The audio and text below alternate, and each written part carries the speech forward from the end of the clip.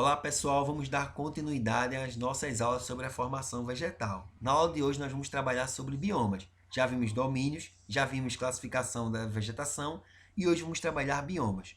Questões de bioma, preste atenção no tipo de vegetação, nas principais características e como o homem degrada, esse bioma. Normalmente são esses parâmetros que as questões vão exigir. Vamos lá. Floresta amazônica, nosso primeiro bioma, tá bom? Vão ter algumas características específicas. É uma floresta de mata latifoliada, folhas largas. Quanto mais larga for a folha, mais umidade tem o local. Quanto mais estreita for a folha, menos umidade vai ter o local. Uma dica aí para vocês. Vegetação hidrófila em alguns pontos, porque vegetação que é adaptada a ambientes muito úmidos, tá bom? Vai ser uma vegetação perene, né? Ou seja, que é uma vegetação que mantém-se verde durante todo o ano. E eu vou ter uma classificação aí legal dentro dessa floresta. São os 3 tipos de mata. Mata de terra firme, onde durante todo o ano a mata não fica inundada, mesmo nos períodos de chuva. Mata de várzea, nos períodos de chuva, essa mata vai ficar inundada. E mata de igapó, durante todo o ano, ela permanece inundada. São essas 3 classificações que vocês têm aí. Muito explorado esse bioma aí, principalmente para a questão de agricultura, para a questão da pecuária e da extração da madeira e também da extração de minerais. Certo? São essas informações que vocês devem ter para vocês sobre o bioma da floresta amazônica. Eu vou ter também um bioma muito parecido em relação às características, que é o bioma da Mata Atlântica, né? Nosso aqui, né? Da faixa litorânea. Muito degradado, porque na faixa litorânea do Brasil é onde está a maior concentração de pessoas, a maior concentração das cidades, das indústrias. Então, o processo de urbanização degradou muito esse bioma. E desde o processo de colonização também por conta da exploração da madeira e da monocultura da cana-de-açúcar. Hoje nós temos menos de 3% desse bioma de Mata Atlântica. Está na faixa litorânea, apesar de ser uma vegetação densa, né, que dificulta a entrada do homem, mas com o poder da modernização dos equipamentos fez com que tivessem toda essa degradação aí. Vai ter praticamente as mesmas características, tá bom? Floresta latifoliada, floresta perene também, então por isso que eu deixei elas duas para trabalhar um pouco mais juntas aí, tá bom? Nós temos aqui a Mata dos Cocais, né? Onde lá é extraído o famoso babaçu, né? Tá bom? É uma zona de transição, né? Uma mata de transição entre a Caatinga e a floresta amazônica. Vai estar lá entre o Nordeste e o Norte, tá bom? É uma zona de transição. Então, uma zona de transição eu vou ter as duas características, tá certo? Vale destaque lá, principalmente, lá vai ter que o lado mais próximo do norte vai ter uma maior quantidade de chuvas e o lado mais próximo à Caatinga vai ter uma menor quantidade de chuvas. Muito degradada por conta da agropecuária, tá bom? Porque pelo fato também de ser uma área que um pouco mais plana, facilita a agricultura e facilita a criação de animais, a pecuária, certo?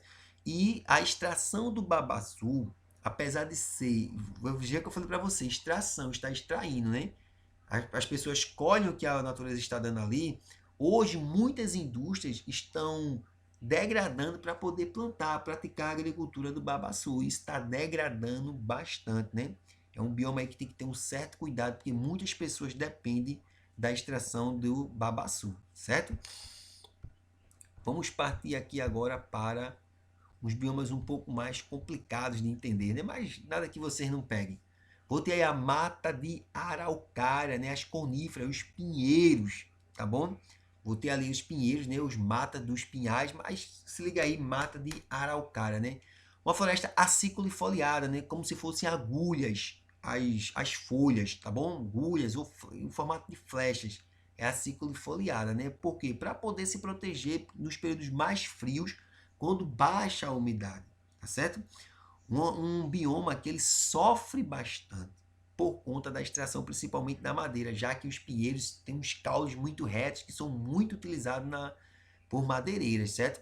A agricultura também, porque é um local propício para a agricultura, um local plano, certo? Para os pastos, para a criação de animais também, e a instalação de indústrias, que agora estão se instalando, né, muito para poder desenvolver o local. Só que desenvolvendo o local, degradando esse bioma da mata ou floresta das araucárias, tá bom? Vocês aí já se liguem aí nessas características.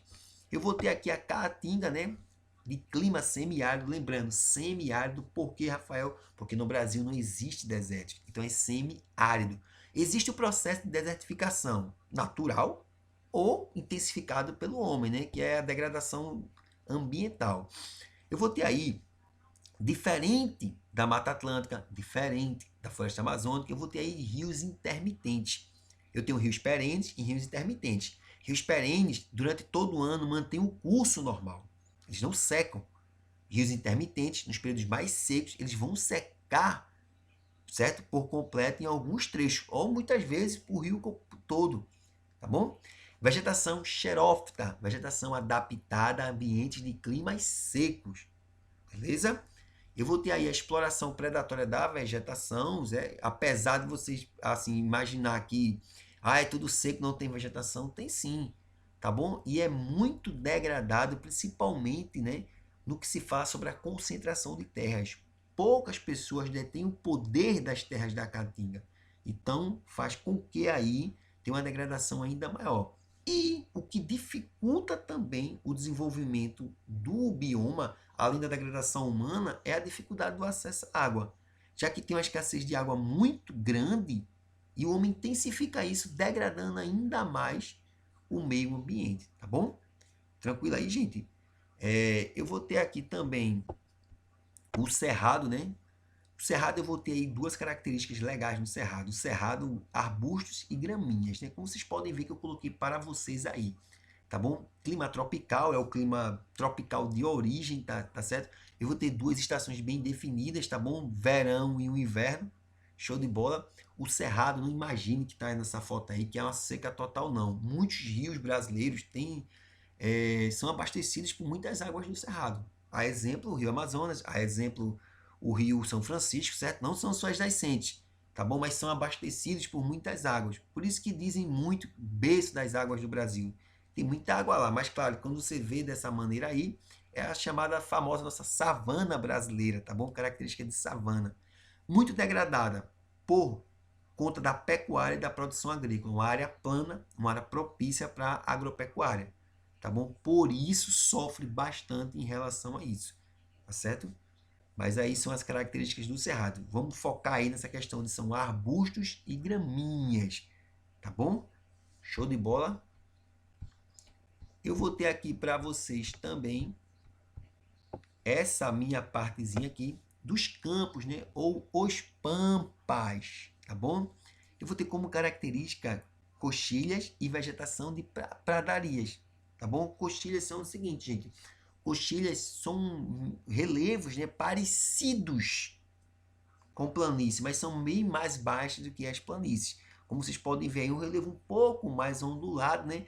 Mas vejam que são campos, né, bem planos. Então, quando se fala em plano, aí bate naquela questão, né? Propício para a agricultura e para a pecuária, por isso que é muito degradado. Já que é uma vegetação de pradaria, vegetação muito de graminhas, certo? Então facilita ainda mais essa degradação, né? De clima subtropical, está lá localizado no sul do país, e eu tenho uma degradação maior dessa vegetação com a pecuária principalmente e a risicultura irrigada, né? A produção de arroz, tá bom? Por ser uma área propícia para essas duas situações aí, certo? Beleza? Se não travar, não é meu vídeo, né? Aí tá ficando mais longo, né? As travadas estão ficando mais longas. E eu vou ter aí um bioma com uma diversidade muito grande, né? Um bioma altamente heterogêneo, ou seja, um bioma com uma diversidade muito grande. É um bioma que atribui várias características de outros biomas. Estou falando de quê? Estou falando do Pantanal, tá bom? Eu tenho um verão quente e úmido e um inverno seco, tá bom? Então vejam bem que normalmente o inverno chuva, nem sempre é em toda localidade assim. Nós estamos no período do inverno, mas normalmente as chuvas acontecem mais no verão. Por quê? Porque acontece o maior processo de evapotranspiração para poder ter a formação de nuvens. E o Pantanal, como vocês podem ver bem muito aí, ele é propício para a questão do agronegócio. Uma área plana e uma área com muita água. Apesar que nos períodos mais secos diminui muito essa quantidade de águas, mas mesmo assim ainda é muito propício para o agronegócio. Muito favorável, com verão quente e úmido e com inverno seco. Só que aí é muito degradado por conta do agronegócio, tá bom? Vocês devem prestar bastante atenção nessa questão de degradação que eu falo para vocês sempre. A principal característica do bioma, certo? E o tipo de vegetação. Vocês devem focar nessa parte aí. Qualquer dúvida, eu estou aqui. Se ela for muito rápida, só é tirar uma dúvida comigo que eu passo mais informações. Fique em casa.